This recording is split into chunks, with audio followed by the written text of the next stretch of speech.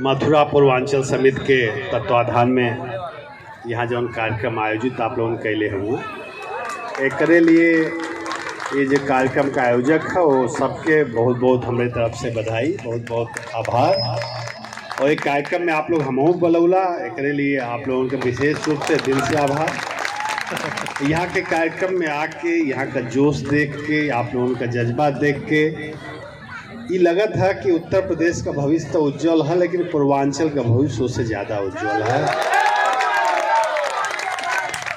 कौनो भी समाज के जोड़े के लिए वहाँ के संस्कृति के साथ अपने के अटैच रखब बहुत जरूरी होला।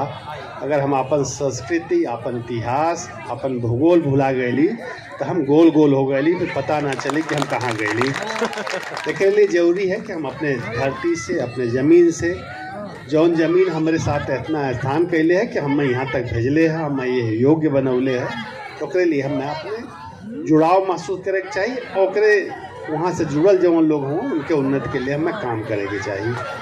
तो आप सब लोगों से हमारा आग्रह है कि ईश्वर आपके, बिहारी जी आपके वो लायक बनौले हों कि आप लोग अपने समाज के लिए, अपने प्रदेश के लिए, अपने प्रांत के लिए और अपने देश के उन्नति के लिए अपना योगदान दे सकत हों। तो आप लोग निश्चित रूप से ये दिशा में आगे बढ़िए, ऐसा हमें उम्मीद है।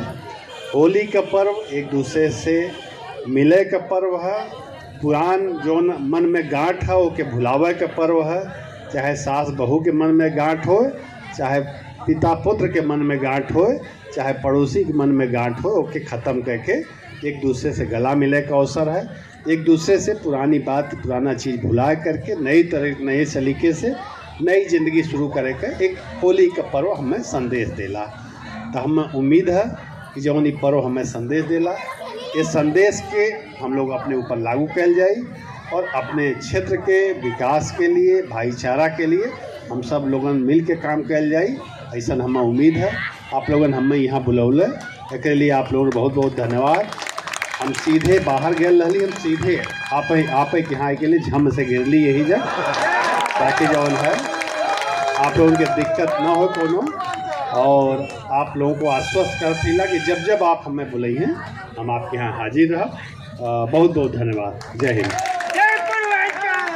जोरदार ताली बजत रहेगी चाहिए भाई। वहाँ पे बच्चे खाली हैं, किसी को बोलिए ना काउंटर पे जाना जल्द पूरा पूर्वांचल अभिभूत है आपके आने से।